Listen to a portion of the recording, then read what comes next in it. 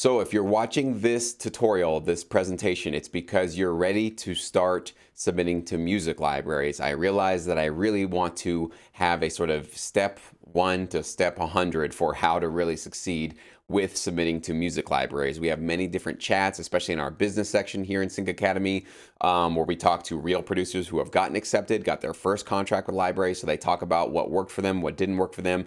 But I wanted to make a very comprehensive and concise presentation for all of my personal recommendations for how to increase your chances for getting accepted by the right kind of libraries. Remember, we're not just trying to spam our music out to as many different companies that exist and then have your music just sitting on their shelves collecting dust. That doesn't do you any good for your licensing career. We need to have specific pitches to specific companies for our specific types of music that we specialize in. And that's what we're going to go over in this presentation. Okay, so let's talk about it. How do you find the right libraries for you and your music? Okay, here are all the methods of research that you can use to analyze and research the companies that you want to submit to. Number one, you can basically do it all on your own. You can do an online search. You can do Google, Yahoo, Bing, whatever you use. Type in terms like production music library, TV film music library, music licensing library, sync licensing library. Any combination of all of these search terms, you'll be able to find many libraries that I've posted. Now, the one thing that you won't find is probably a full comprehensive list of every single library, because libraries are not great at SEO and at advertising their company and letting Google or these other search engines know that they exist. So I've done a lot of research like this in my career, and there are a handful of them that you can certainly find, but you got to go pretty far down into the search results and probably look in other methods to try to find all of these libraries online. You could do LinkedIn searches, you could go to Twitter and Facebook. So there's a lot of different places and ways that you can do it, and it will take a long time to go through and find a good chunk of these companies. So I want to let you know this is going to take you the longest amount of time to be able to do this, but it is obviously possible. You can use something like a music library directory that I obviously have put together and make available to you. Many of you guys have already purchased it. You already have access to it. If not, I'll link below so you guys can get directly an access to that if you want to purchase it. I have over 300 companies, music libraries, that I have personally made sure that they are in business, that they're operating, the links are working, and that these are companies. There's all different types. There's everything from the TV film libraries that are both exclusive and non-exclusive. There's royalty-free ones. There's ones that are more for micro licensing, so for more YouTube licensing. So there's an entire spectrum of all different types of companies in there. Any kind of a company that I feel that can help monetize your music and help you get some of those placements, I've included them in there. But of course, what I tell you guys is to primarily focus on are the TV film, boutique, smaller sort of companies, and those are certainly included in there. And then above that is my Sync Edge program, which you guys are probably aware of, is where I tell you which personal libraries I would recommend for you guys to partner with and think about partnering with. And then I also give you in these videos that are included in Sync Edge my specific analysis of their website, of their clients, of their catalog, and what particular genre I feel would do the best, which would help you stand out and obviously include your increase your chances of being accepted by a particular library. So this is my 11 years of having a very strong record of getting accepted by a lot of music libraries throughout my decade plus in this industry. And basically the common sense things that I look for to make sure that I'm partnering with a really legit library, and also how to make sure that I'm not just submitting my music and getting lost in the shuffle of tens of thousands of tracks. So it's very important stuff that you can obviously get access to. And there'll be a link below this tutorial as well if you want to learn about that. If you're not already a member, this is included. If you sign up for the bundle, this is included. If you're just a Sync Academy member and you want to add Sync Edge to your bundle, just email me and I'll make sure we can get that arranged for you, okay? But before you submit, before you do any of this, before you even go for a music library directory or sign up for Sync Edge or even start doing your research, a couple things you need to make sure you do first. Obviously, you need to be a writer with a PRO. You need to sign up as a writer. I personally recommend BMI. I have seen great things for them in terms of my TV film royalties. I think right now as it stands, if you're in the US and you want to work primarily with US companies, BMI is going to be your best bet because I think they have the best rates for TV film placements, particularly for background instrumental placements. That will be the vast majority of the placements you get in this business. It's been the vast majority. It's been my primary bread and butter. I think BMI just pays better.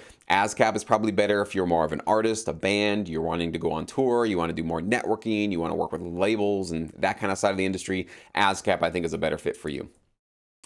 Obviously, as I've said for many months now, is you're going to have either a 10 or at least a 12-track album in one specific genre. Obviously, that can be a hybrid. You can combine hip hop and rock, or orchestral and world music of some sort. So it can obviously have a combo of different genres, but it does need to have a focus, a theme. It needs to be marketed in one particular direction. We have another tutorial here in Sync Academy for how to market, promote, and theme your production music album. So obviously, you can search through our tutorials to find that one. Very, very important. You need to come to the table with a full product, a full album ready to go. Why? Well, if you come to a library and say, here's my 3 tracks, will you sign me? They have to do some hand holding to try to get the rest of that album. And usually they release, if you look at any library out there, especially TV film libraries, they will release music not as a, here's 1 more song we put out, here's 3 more songs we put out. They'll have a full album with artwork and a concept or a theme to it and a title to it. That's usually how they release it. They're obviously taking this from the record industry, where artists would release their music in a full album, not just a 1 song or a 3-song thing. And this is how it works in the licensing business. So I think having a full track ready to go and being willing to offer it up exclusively, because most legit libraries are going to ask for an exclusive distribution deal with you. So make sure you have that ready to go before you do this, okay? Now, you also need to create and craft a specific plan for specific companies that you're going to reach out to. That's what we're going to talk about in this video, okay? But I want to make sure this is very clear. I do not endorse the idea that you copy and paste. Like, let's say you get my directory and you get all 300 companies and copy and paste all their emails into one email and spam all 300 of them. Do not do that. Do not do that. Again, big warning. Do not do that. You're going to be treated as a spammer. You're going to get blacklisted. People are not going to want to do business with you. And most of your emails are not going to land up in anybody's inbox, because, you know, Gmail and all these modern email servers, they can recognize something that's being sent out to many people, and they'll instantly categorize it as spam. And that's where you're going to land in most of these people's inboxes. It's not what professionals do. Take your time, be resourceful, and make sure that you craft specific plans for specific companies that you want to partner with. So let's talk more about how do you find the right library for you. Let's look for some signs of legitimacy from their websites. Almost every library that I've heard of that exists has a website where they're going to be showing you their work, their recent placements, and what they do. So let's look about, some of those things you should be looking out for as you do your research. Do they show recent placements on their website? Is the last placement they had from 2012 or 2008? Could be a problem there, that they don't have anything really recently happening. They're not really showing anything that happened within the last 6 months, or at least the last year or two. I think that's pretty much what it is. Of course, there are some libraries that they don't update their websites as regularly as they might be able to, and that's, sometimes it's hard to tell because the last placement was 2 years ago. 2 years is much better than 10 years ago. 10 years ago means that there's probably cobwebs there. The company might have gone out of business. Who knows what's happening there, but you want to see something within the last couple of years showing up. And usually there'll be a link at the top that says, our work or placements, or, our TV film stuff, whatever it is, however they market it, they'll show you. And they usually do, either they'll show the brands, or a lot of them will actually have the video of where they got the track placed. So you can look for that kind of stuff, okay? What kind of placements are they getting? Is it reality TV show stuff? Is it trailers? Is it ads? Is it promos? Is it drama? Is it comedy? Is it children's programming? You name it, every type of genre of entertainment out there, there's going to be different libraries, and every library usually specializes in a couple of these different areas, because that's where they get their foot in the door in the business. So you need to be aware, if it's a trailer company, and it's a library that supplies trailers, those could be some of those huge, massive upfront sync fees. But you got to realize trailers don't run forever, so you're probably not going to have a massive long-term back end in royalties. And there's only a couple of placements there's only so many trailers that get made, and only a couple of tracks get placed into a trailer. So your chances of getting accepted and getting those opportunities are just less, as opposed to, let's say, a library that specializes in reality TV. Well, there are probably 100 tracks that go into each episode of a reality TV show. If you go watch any competition show or reality show or anything like that, listen to the background. Music all day long, and it's constantly getting aired. And this is the kind of stuff that can go into syndication and then land in streaming sites. So this is the kind of stuff that can air for years and years and years. So you're going to probably have, each placement probably won't be as lucrative as a trailer placement, but you'll have that long-term trajectory where you can count on this stuff for maybe years going into the future. That's been my personal focus, is a lot of this background music, a lot of reality TV shows, sports programming, that kind of stuff, where there's just a lot of music getting thrown into the foreground and the background. What styles of music are being used in these placements? Okay, is it primarily hip hop? Is it primarily pop? Is a lot of it with vocals? Is a lot of it with instrumental? So you need to be paying attention to how your particular style of music really fits in with the music that you're hearing in these placements. Okay. Do they list any composers or producers that you might be able to Google search them, or sometimes they'll have direct links to their SoundCloud or to their social media? You can reach out to these people and you can send them a little note. Hey, I'm thinking about working with this library. How have you felt about working with them? Are you happy with them? Definitely what you do not do though is say, how much money are you making with them? What placements have you secured with them? Okay, let's be professional here and not be nosy, right? And kind of, sort of sticking our noses in business. It's not really ours, but just generally ask them, have you felt that they've been giving you good attention? Are you feeling confident about where they're going as a library? What can you say about working with these people? So one of the things you can do is obviously reach out to people it's just basically like a referral, and ask them directly how they're doing. Of course, if they don't get back to you, if they're, not responding, don't stalk people or hound them or just, bash them on every sort of social media platform that they're on. Take the hint. If they're not getting back to you, they're either busy or just not interested in talking to you, and maybe move on to another composer or producer. You certainly don't want to become a pariah or an annoyance to anybody in the industry. It's really just not a good look, okay?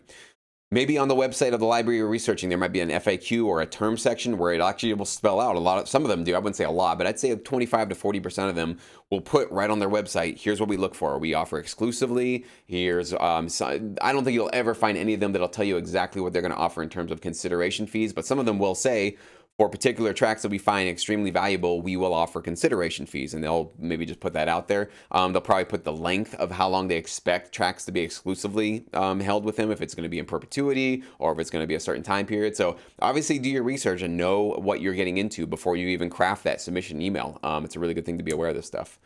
So let's talk about analyzing their catalog. This is what I do in SyncEdge, but I'm going to give you guys my sort of my principles for what I do for every single library that I analyze within SyncEdge, okay?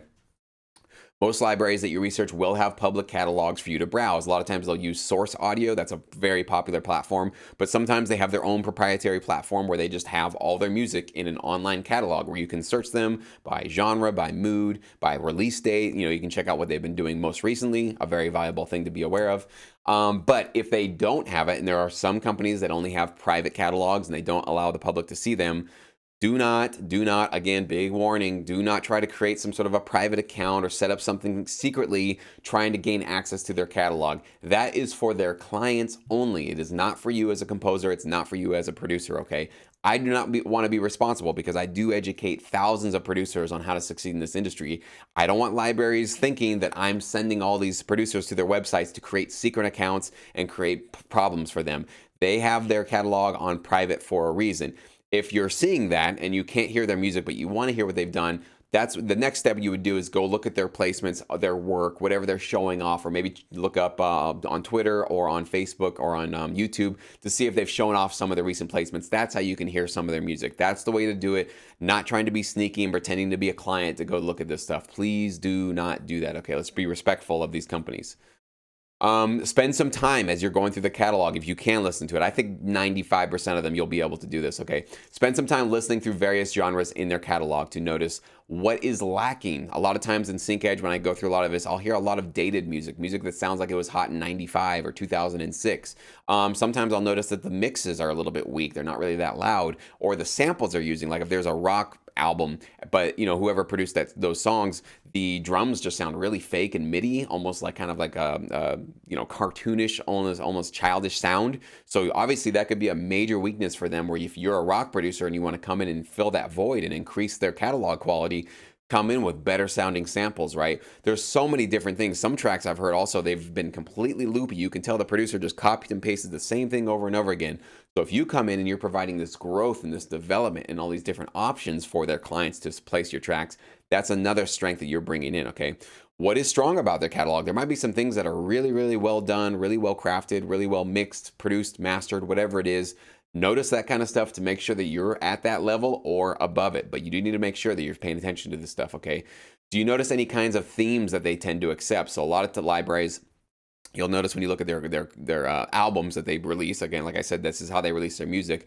You'll see something that says like, let's say Reality Elimination Volume 1, Elimination Volume 2, Elimination Volume 3. That's a key telling you that they are primarily pitching to reality TV shows that have elimination scenes. So it could be a cooking contest, it could be a dating show, doesn't matter what it is, but that is going to be a major factor for them and what they are going to get placed. So start to look for those themes, notice those little things that kind of give themselves away in their catalog, so that when you craft your pitch to them, maybe you can come up with a preliminary title. You know, they can obviously change it, and they probably will, but let's say you want to get into sort of minimal tension. Well, then, you know, talking about in your submission how these would be very relevant for elimination scenes and reality shows that you're not just spamming this music to a bunch of different people, and they'll see that as a very attractive offer to go, hey, if we take this album right now, we can pitch it to this client we've been giving music to for the last 6 months or a year.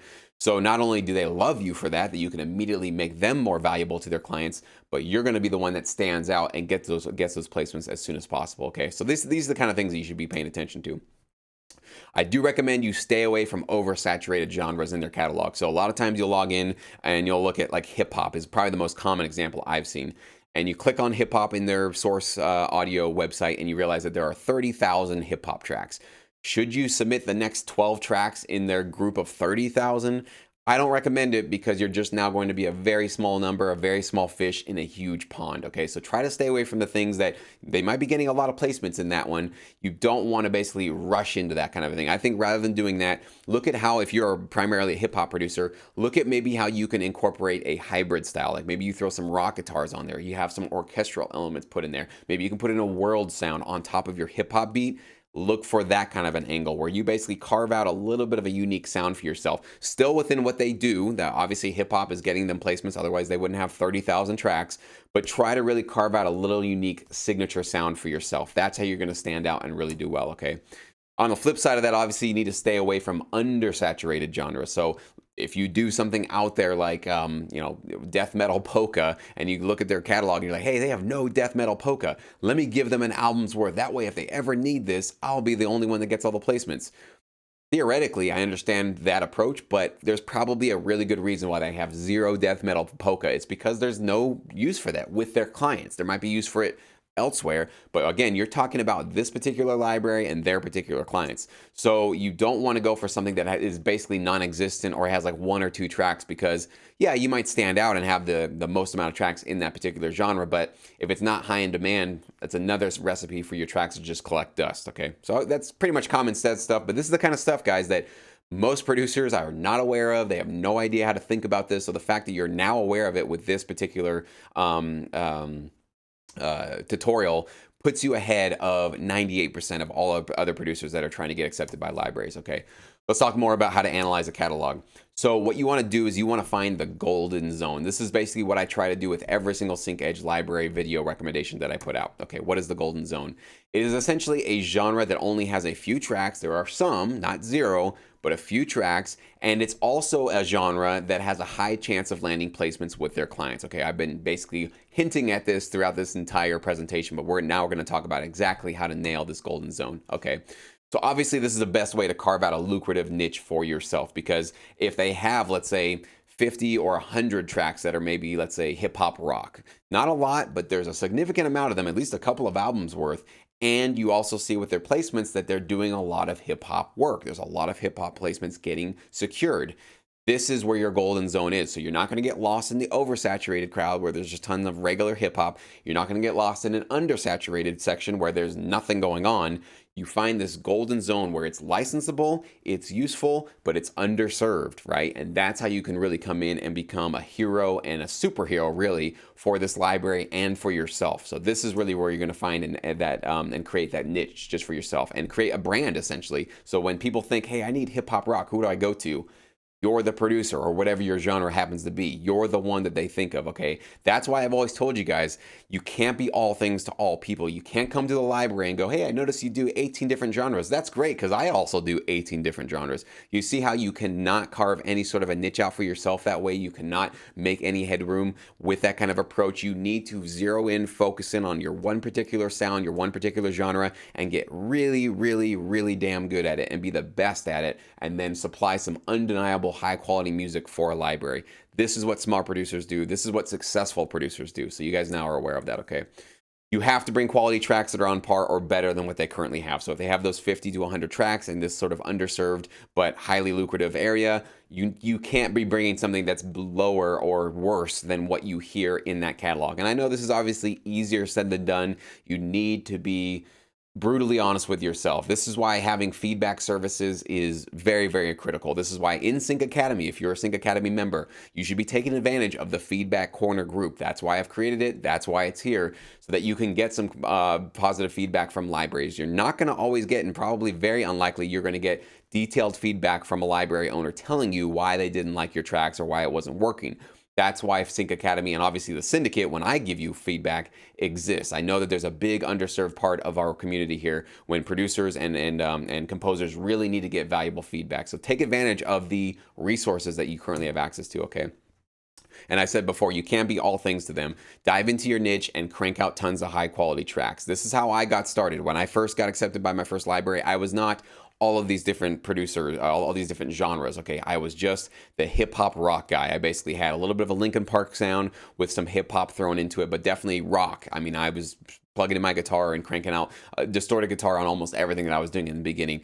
Years down the line, I started to dive and dabble into some EDM and maybe some softer rock stuff, but that was sort of my first dive out of there. And then more years down the road, I got into a little bit of more orchestral and tension and minimal tracks. So don't worry, as your career progresses, you will be able to dive into many different genres. You will not only do this, I guarantee you, whatever you're working on now will not be what you're doing in 10 years. You're going to do many more things. But in the beginning, this is how you're going to stand out, especially when there's a lot of producers submitting to libraries, is you have to be the best at one particular thing. It's just the winning formula, okay? So let's talk about submitting guidelines. How do you get your tracks over to them, all right? So you need to first obviously plan your approach. Let's talk about that. Let's find 3 to 5 libraries that you feel you could bring the most value to. And whatever you decide how to research it, do it yourself, go through the directory, or use SyncEdge. You just need to find and write down the information for the 3 to 5 libraries that you feel are the best for you and your music, that you feel you could bring the most value to, okay? Rank them 1 to 5 or 1 to 3, however many you put on your list. And obviously, you're going to go from preferred to the least preferred. So number 1 would be your rock star, most desirable library that you feel is the best, that you think that you could get the most placements with, that you could really serve the best. That will be number 1 down to number 5. Okay, so just rank them in order of preference for yourself. Submit your album to library 1, obviously start that one off, and make sure you give them about 1 or 2 weeks to respond. This is a very common question. People have always asked me this. How long do you wait? Give them just 1 to 2 weeks.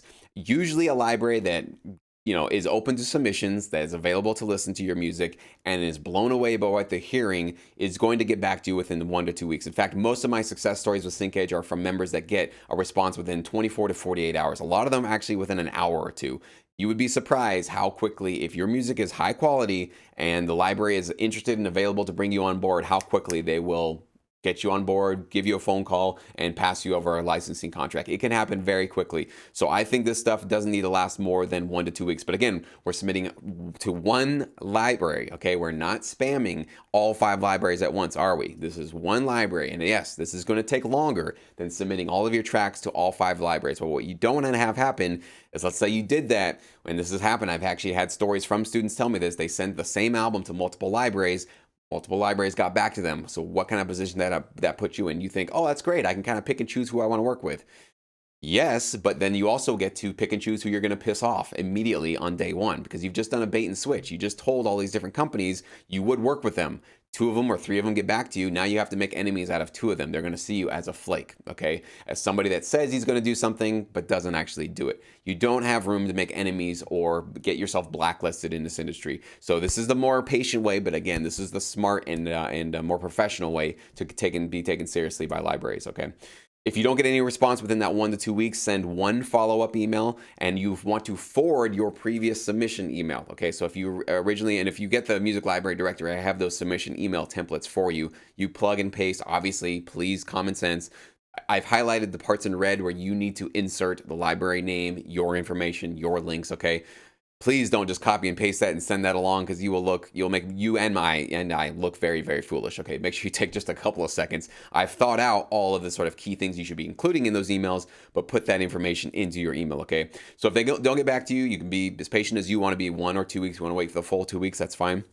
At the end of 2 weeks, just basically go back to that original sent email and forward it back to them and have just a little note by basically saying, hey, I noticed that I haven't received any notice from you. I'm not sure if you did reply. Maybe I missed it in the spam folder. But I want to let you know that I did submit this album for your consideration exclusively first. I really want to work with your company first, okay? And so give them that one follow-up email. The reason why you want to forward that initial email is because you don't want to say, hey, you remember 2 weeks ago I sent you this email and you guys didn't get back to me. So if you don't forward that original email with that link, or maybe even just copy and paste that original email into your follow-up one, you're making them do homework. They have to now search through their inbox to find where you are.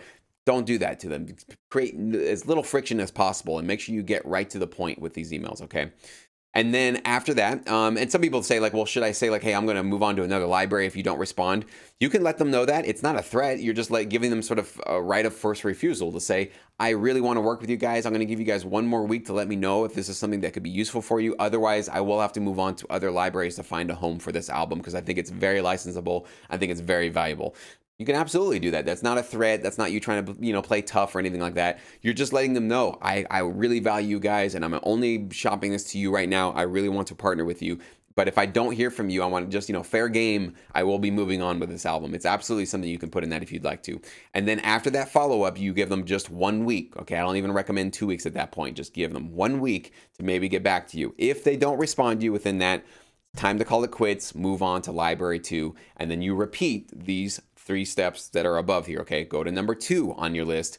Start again from that 1 to 2 week period. Send them the email. Let them know that you're exclusively signing it or shopping it to them and you really want to partner with them. You don't need to obviously let them know that the last library flaked on you. You just, as far as they know, they are the first library that you are reaching out to try to partner with, okay? This is how you're being patient and giving somebody sort of respect and a courtesy when you're submitting your album to them. Okay, so what can happen though? Let's say you're 5 weeks in the process. Let's say library 3 accepts it. Let's say library 1 and library 2 now get back to you. Okay, now it's been 5 weeks, whatever it's been. Okay, but it's longer. But then let's say a month. Okay, at that point, if they come back to you and say, "Hey, sorry, we were really busy, but we really would like to work with you," you have every right to say, "You know what? I'm sorry you got back to me now. Enough time had passed that I had to find another home for this album, but."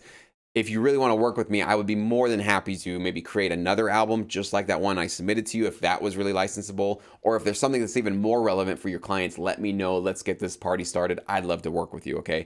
At that point, you are in the clear because you've given them plenty of time. I think obviously 2 to 4 weeks is plenty of time for them to decide if they want to partner with you.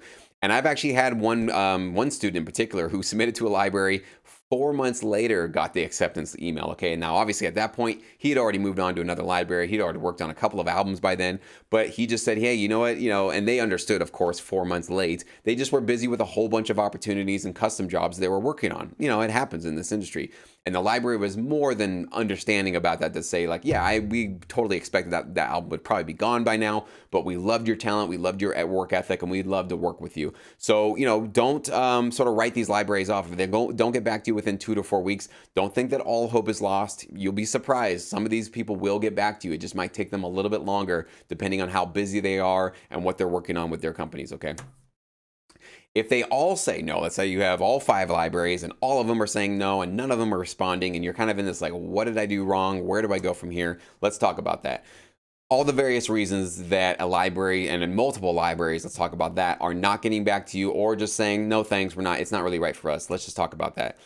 It's possible that if you're getting just no responses that all 5 libraries could have just been busy. Not likely, but it's possible that there are just busy seasons and sometimes people just don't have time to read emails from new libraries and new composers. It's just sometimes not their priority at the moment. So that's possible. I would say that's really on the sort of 10 to 20% chances. There's probably a lot of other things going on though. More than likely, your music is just probably not high quality enough for them. They just don't feel that there's going to be enough use for the particular music that you sent over them. It might be the right genre that they get a lot of placements in, but maybe what you sent to them was not up to par. You weren't entirely honest with yourself, or maybe you just didn't know. You thought your tracks were on par, but it really wasn't cutting it for them, okay? Your music maybe just wasn't relevant to their clients. You didn't do your research in finding out exactly what kind of music they get placed for their clients. So you sent something that was super high quality, but completely out of left field. Like they don't have it. This happened to me once where I created some great, I thought it was great, electro complex EDM music, very glitchy, very futuristic. Library I sent it to, I sent a couple of just demos just to see what they think. They're like, this sounds awesome. I definitely think this is catchy. This should be on Billboard, and it's catchy. But we can't do anything with this. This is not licensable. It's too glitchy. It's too distracting. We don't really have any clients that would look for anything like this. That was my big wake-up call of wow, just because I think it's cool music doesn't mean that it's going to get placements. You have to always keep your library's clients in mind when you're putting your music together, okay? They might not be currently accepting new writers. I know that there are certain seasons that certain libraries will be working, like I said, on custom jobs, custom opportunities, and they're just not in a place right now where they can bring on somebody. They might have a good roster of library writers that they're just happy with and they don't need any more talent coming on board. It happens. So it's possible that you just caught them at the wrong time. And that's when one of those things, like 4 months later, one of their hip hop guys leaves and they go, you know what, this one guy sent us some great hip hop music. We just didn't have any room for him. Let's see if he's available. That's where you might see some sort of a reach out months and months later, right? The email, obviously, even though you created a custom or a specific pitch to them, it's possible it could have landed in spam folders. It just happens. Completely out of our control. There's really nothing much we can do. You can obviously try to reach out to people through LinkedIn or through social media, maybe send them a little message to say, hey, I sent you this email a couple weeks ago. Not sure if you got it. Want to make sure it didn't land in your spam folder. It's obviously a little kind of a follow-up touch that you can obviously do for that. And again, if you do that, link directly to your music. Don't make them search through their spam folder to find that old email, okay? Make sure you get them right to what you want them to hear. But if you see a pattern of comments, so if you're getting responses from these libraries and they're saying, well, thank you, but no thank you. Not really interested in it. It's just not relevant for us. We don't think this is quite ready. We think you're great, but just no thanks. If you're getting just constantly, it's kind of feeling like people are trying to be, because a lot of times library owners are not going to be 100% honest with you. Some of them are, and it's great when they are, but a lot of them just don't have time to do that. They'll just have they probably have a template response where it's like, thank you so much for your submission. Unfortunately, we don't feel that your music is right for us at this time. Something like that, where it's like, they're not going to tell you why they didn't like your music, but they're just like, it's not right for us at this time. More than likely, if you're seeing this pattern of rejections of them saying no thanks, it's probably your music. You need to take the hint. This is what a professional does. Okay, yeah, it sucks. You've been pitching, you've been patient, and you're not getting accepted. Maybe it's time to go back to the drawing board, improve your producing skills, think about what kind of samples and plugins and sounds you're working with. Go back to the drawing board for your mixing and mastering skills.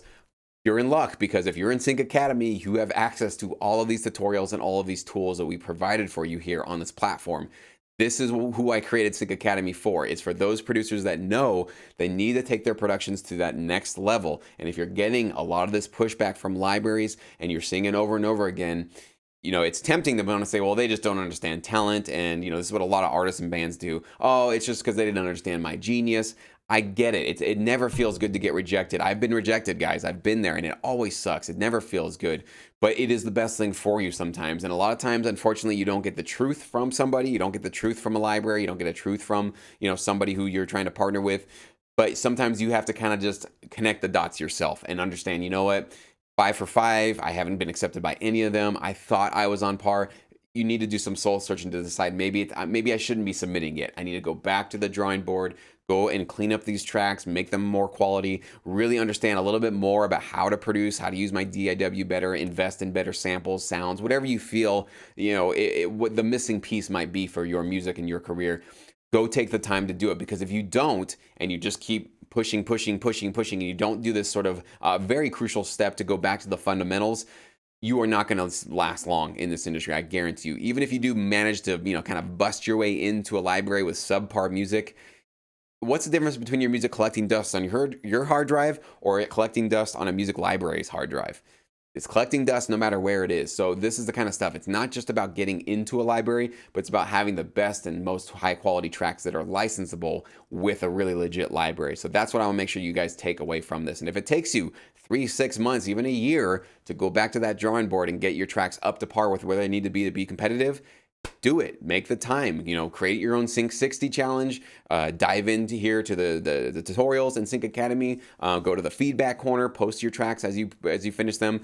whatever you need to do, I am here with these resources to try to help you in that process to get you up to that point where you push forward and start doing some great things in this business. So this is my A to Z for how to really do well with libraries and how to submit to them and be taken seriously and increase your chances to the best of your ability. Of course, with all of this, a lot of things are outside of our control, guys. You know, the subjective choice and taste preferences from a library owner or somebody who's in charge of bringing on new writers, that's completely on them. That's out of our control. But what we can do is do the best we can within our own control. And obviously, you control a lot in terms of the quality of your music and the quality of your submission. So I hope you found this tutorial valuable and useful for your career.